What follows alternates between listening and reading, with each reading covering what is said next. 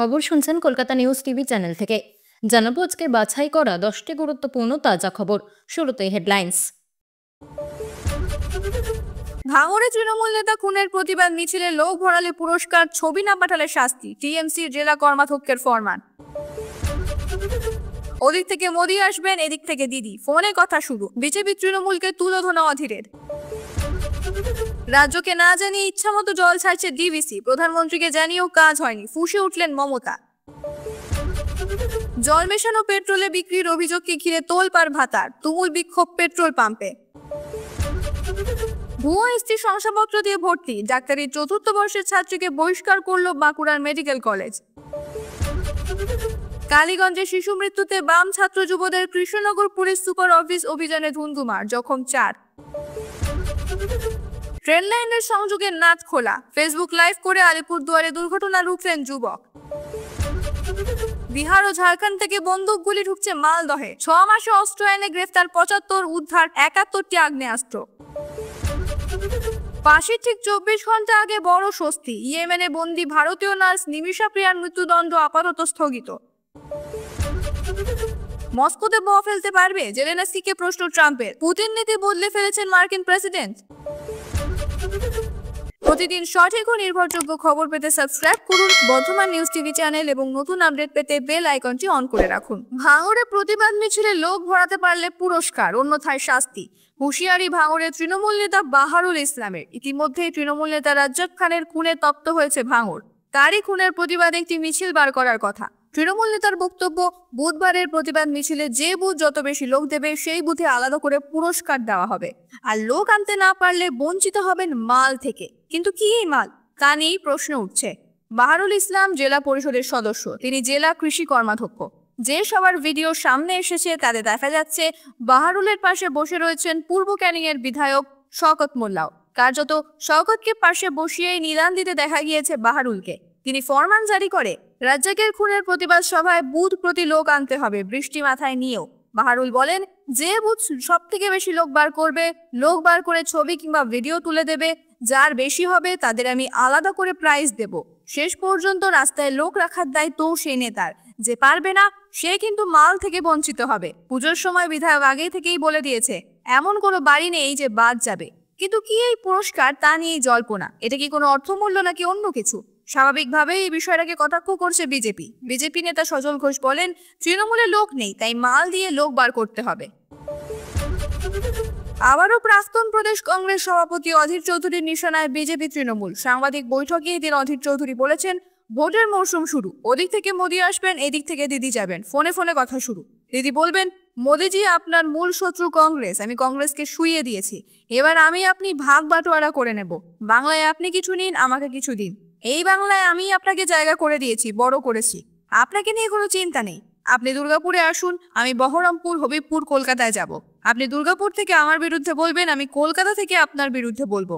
খেলার মরশুম শুরু। দিদি 1 বছর আগে থেকে ময়দানে নেমেছেন, মোদিও নেমে পড়েছেন। মাঝে মাঝে দূরত্বও তৈরি হবে, আবার ভোটের পর সব ঠিক হয়ে যাবে। ইয়েমেনের প্রশাসন কেরালার নার্স নিমিষা প্রিয়ার মৃত্যুদণ্ড স্থগিত করেছে বলে জানা গেছে। সূত্র জানিয়েছে, ভারত সরকার এই মামলার শুরু থেকে এই বিষয়ে সম্ভাব্য সকল সহায়তা করে চলেছে। সাম্প্রতিক দিনগুলোতে ওই নার্সের পরিবারকে অন্য পক্ষের সঙ্গে পারস্পরিক সম্মতিতে সমাধানে পৌঁছানোর জন্য আরও সময় দেওয়ার জন্য প্রচেষ্টা চালিয়ে যাচ্ছে ভারত সরকার। ওই নার্সের পরিবার এবং আত্মীয়রা নিহত তালাল আব্দু মেহেদির পরিবারের সঙ্গেও কথা বলেছেন, যাতে প্রিয়াকে শরিয়া আইনের অধীনে ক্ষমা করা যায়। সূত্রটি জানিয়েছে ভারতীয় কর্মকর্তারা ইয়েমেনের স্থানীয় কর্তৃপক্ষ এবং ইয়েমেনের প্রসিকিউটর অফিসের সঙ্গে নিয়মিত যোগাযোগ করছেন। সূত্রের দাবি, ভারত সরকারের এই লাগাতার প্রচেষ্টাই আপাতত নার্স নিমিষা প্রিয়ার মৃত্যুদণ্ডে স্থগিতাদেশ মিলতে সাহায্য করেছে। আপনি কোন জেলা থেকে দেখছেন জানিয়ে দিন কমেন্টে। যখন বাজারে ঘুরছে অসত্য গুজব, তখন বর্ধমান নিউজ টিভি চ্যানেল দিচ্ছে কেবল সত্য, স্পষ্ট এবং নির্ভরযোগ্য প্রতিবেদন। সামনে আরো খবর আসছে, সঙ্গে থাকুন। আসছি পরবর্তী খবরে। প্লাবনের আশঙ্কায় উদ্বিগ্ন রাজ্য। এই অবস্থায় রাজ্য সরকারের নির্দেশকে অগ্রাহ্য করছে ডিভিসি।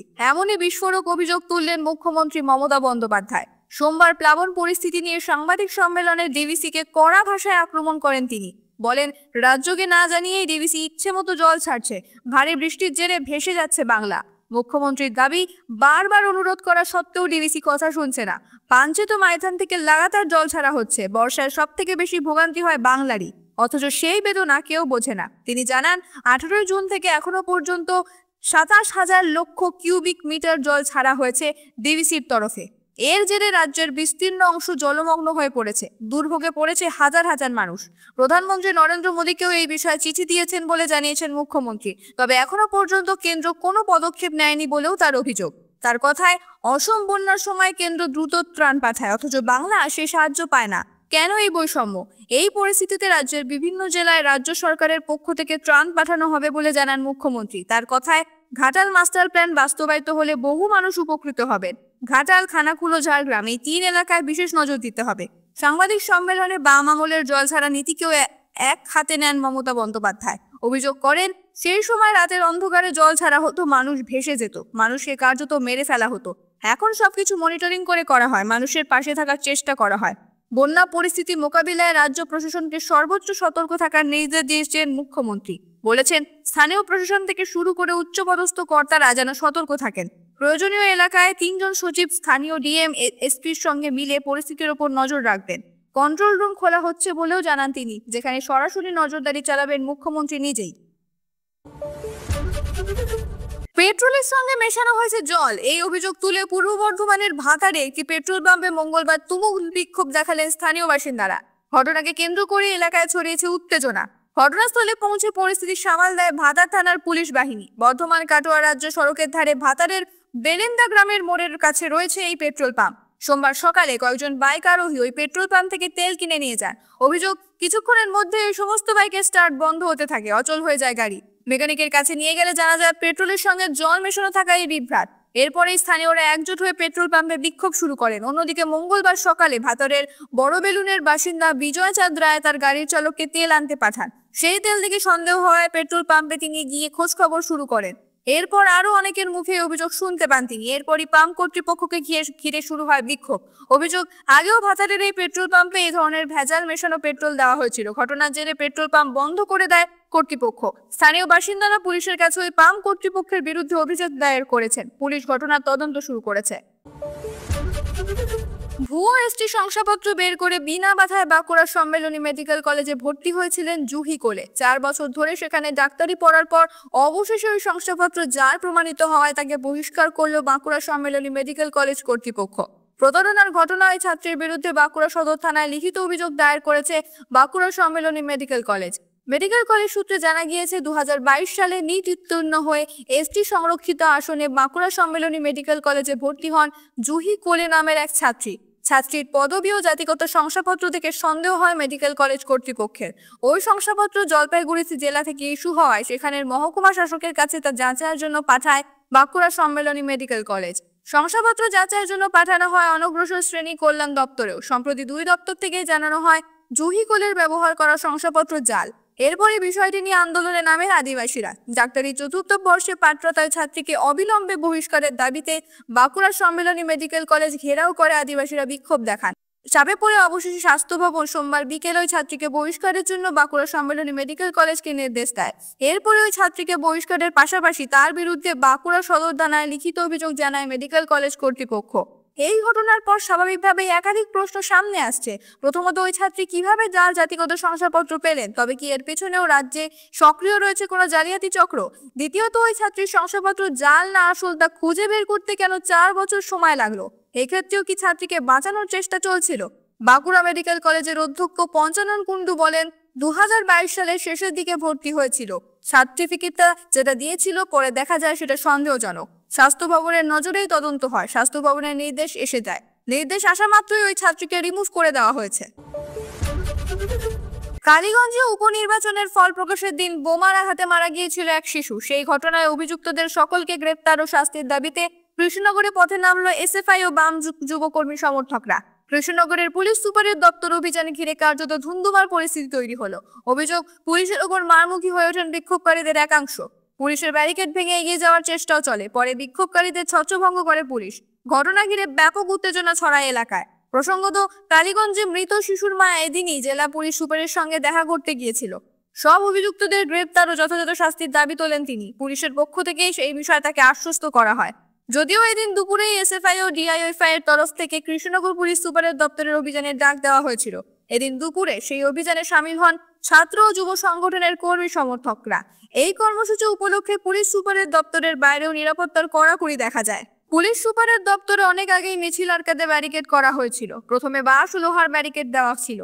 এছাড়াও জলকামানের ব্যবস্থা ছিল। বিশাল পরিমাণ পুলিশ বাহিনী মোতায়েন থাকে রাস্তায়। মিছিলকে অনেক আগেই আটকে দেওয়া হয়। ব্যারিকেড ভেঙে বিক্ষোভকারীরা এগোনোর চেষ্টা করেন। পুলিশ বাধা দিলে মারমুখী হয়ে ওঠেন বলেও অভিযোগ। ঝান্ডার লাঠি নিয়ে পুলিশকে মারা হয় বলেও অভিযোগ। এরপর আত্মরক্ষার স্বার্থে পুলিশও লাঠি উঁচিয়ে এগিয়ে দেয়। অভিযোগ, পুলিশকে লক্ষ্য করে ইটের টুকরো সহ একাধিক জিনিস ছোড়া হয়। পুলিশ কিছু সময়ের মধ্যে বিক্ষোভকারীদের ছত্রভঙ্গ করে। এদিন জেলা পুলিশ সুপার ভবন অভিযান ঘিরে প্রবল উত্তেজনা ছিল এলাকায়। ঘটনায় দুপক্ষের মোট 4 জন জখম বলে খবর। আলিপুরদুয়ারের কালজানি এলাকায় বড়সড় ট্রেন দুর্ঘটনার মুখ থেকে রক্ষা পেল বহু প্রাণ। ট্রেন লাইনের সংযোগস্থলের একটি নাট খুলে পড়েছিল, আরও কয়েকটি নাট ছিল ঢিলে। ঠিক সেই সময় উপস্থিত বুদ্ধির পরিচয় দিলেন স্থানীয় বাসিন্দা ভাস্কর চন্দ্র। কালজানির বাবুপাড়া দিয়ে যাওয়া রেলপথে চলাচল করে যাত্রীবাহী ও মালগাড়ি। সেখানেই মঙ্গলবার সকালে লাইনের ধারে চা খেতে গিয়ে ভাস্কর লক্ষ্য করেন মালগাড়ি যাওয়ার সময় সংযোগস্থলে অস্বাভাবিক শব্দ হচ্ছে। পরে তিনি দেখেন একটি নাট পড়ে রয়েছে, বাকি নাটগুলো আলগা। বিপদ আজ করে সঙ্গে সঙ্গে ফেসবুক লাইভ করেন তিনি রেল কর্তৃপক্ষের দৃষ্টি আকর্ষণের উদ্দেশ্যে। ভিডিওটি নজরে আসে রেল কর্মীদের, যারা দ্রুত ঘটনাস্থলে পৌঁছে লাইনের মেরামতি করেন। পাশাপাশি এলাকার অন্যান্য সংযোগস্থলও পরীক্ষা করা হয়। তবে প্রশ্ন উঠছে, নাট এমন ধীরে হয়ে গেল কিভাবে? সাধারণ অবহেলা নাকি নাশকতার ইঙ্গিত? যদিও রেলের তরফে এখনো কিছু জানানো হয়নি, তবে রেল কর্মীদের মতে যুবকের তৎপরতায় এই যাত্রায় রক্ষা করলো বড়সড় দুর্ঘটনা থেকে। আর কয়েক মাস পরেই রাজ্যে বিধানসভা নির্বাচন। তার আগেই রাজ্যের বিভিন্ন প্রান্তে রাজনৈতিক হিংসা, নেতাদের আক্রান্ত হওয়া, এমনকি খুনের ঘটনাও সামনে আসছে। এই অশান্ত পরিস্থিতিতে সক্রিয় হয়ে উঠেছে বেআইনি অস্ত্র কারবারিরাও। বিশেষ করে মালদহ জেলায় অস্ত্র মজুতদের ঘাঁটি তৈরি হয়েছে বলে আশঙ্কা করছে পুলিশ প্রশাসন। পুলিশ সূত্রে জানা গিয়েছে, গত 6 মাসে মালদহে অস্ত্র আইনে মোট 41টি মামলা দায়ের হয়েছে। গ্রেফতার করা হয়েছে 75 জনকে। উদ্ধার হয়েছে 71টি আগ্নেয়াস্ত্র, যার মধ্যে রয়েছে অত্যাধুনিক ও স্বয়ংক্রিয় অস্ত্র। এছাড়াও বাজেয়াপ্ত করা হয়েছে 16টি ম্যাগাজিন। এই ঘটনায় রাজনৈতিক তরজা আরও চড়ছে। শাসক ও বিরোধী পক্ষ একে অপরের বিরুদ্ধে দুষ্কৃতিমূলক কার্যকলাপ এবং সন্ত্রাস ছড়ানোর অভিযোগ তুলছে। প্রশ্ন উঠছে জেলার আইন শৃঙ্খলা নিয়েও। তবে মালদহ জেলার পুলিশ সুপার প্রদীপ কুমার যাদব জানিয়েছেন, প্রশাসন সজাগ এবং সক্রিয়। বিভিন্ন এলাকায় তল্লাশি অভিযান এবং টহলদারি বাড়ানো হয়েছে। তার ফলও মিলছে বলেই দাবি করছেন তিনি। বেআইনি অস্ত্র কারবারিদের গ্রেফতার এবং অস্ত্র উদ্ধারের পরিসংখ্যান তুলে ধরে পুলিশ সুপার বলেন, যে কোনো মূল্যে শান্তি ও নিরাপত্তা বজায় রাখা হবে। তবে চিন্তার ভাঁজ ফেলেছে অস্ত্র পাচার চক্র। পুলিশ সূত্রে জানা যাচ্ছে, মালদহে উদ্ধার হওয়া বেশিরভাগ বেআইনি অস্ত্রই ঢুকেছে বিহার এবং ঝাড়খণ্ড থেকে।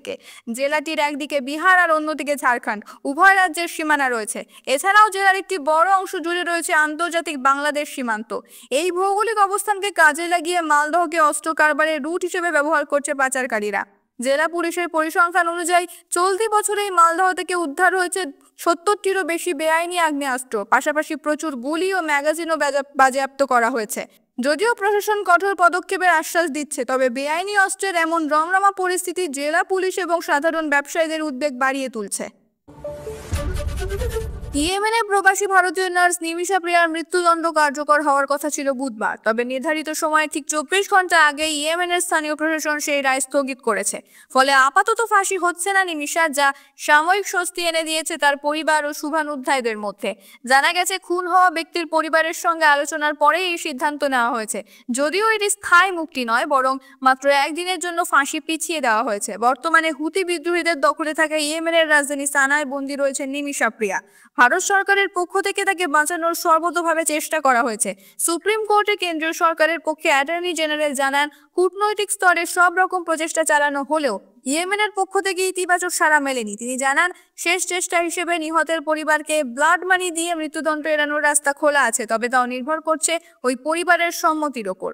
প্রসঙ্গত, ভারতের সঙ্গে ইয়েমেনের আন্তর্জাতিকভাবে স্বীকৃত সরকার প্রেসিডেন্সিয়াল লিডারশিপ কাউন্সিলের কূটনৈতিক সম্পর্ক রয়েছে। কিন্তু নিমিষা প্রিয়া বন্দী রয়েছেন যে অঞ্চলে, সেটি হুতি বিদ্রোহীদের নিয়ন্ত্রণে। হুতিদের রাজনৈতিক শাখা সুপ্রিম পলিটিক্যাল কাউন্সিল রাজধানী সানা সহ দেশের বড় অংশ নিয়ন্ত্রণ করে। ফলে ভারত সরকার তাদের সঙ্গে সরাসরি কূটনৈতিকভাবে যোগাযোগ করতে পারছে না। এই জটিল পরিস্থিতিতে নিমিষা প্রিয়ার জীবন রক্ষায় সময়ের সঙ্গে পাল্লা দিয়ে চলছে চূড়ান্ত প্রচেষ্টা। শত চেষ্টা সত্ত্বেও এখনো পর্যন্ত রাশিয়া ইউক্রেনের যুদ্ধ থামেনি। এই পরিস্থিতিতে রুশ প্রেসিডেন্ট ভ্লাদিমির পুতিনের উপর ক্ষুব্ধ মার্কিন প্রেসিডেন্ট ডোনাল্ড ট্রাম্প। জানা গিয়েছে 4 জুলাই ইউক্রেনের প্রেসিডেন্ট ভ্লাদিমির জেলেনস্কির সঙ্গে ফোনে কথা বলেন ট্রাম্প। ফিনান্সিয়াল টাইমসের প্রতিবেদনের দাবি, ওই ফোনালাপে ট্রাম্প বলেন, অস্ত্র দিলে তুমি মস্কো বা সেন্ট পিটার্সবার্গে হামলা চালাতে পারবে। উত্তরে জেলেনস্কি জানান, অস্ত্র দেওয়া হলে ইউক্রেন পিছু হটবে না।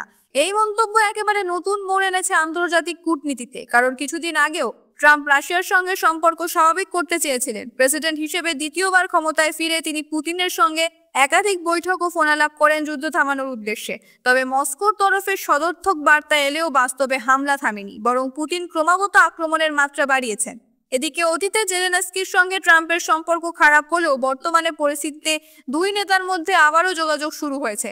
ট্রাম্প এখন ইউক্রেনের পাশে দাঁড়িয়ে রাশিয়ার বিরুদ্ধে কড়া অবস্থান নিচ্ছেন।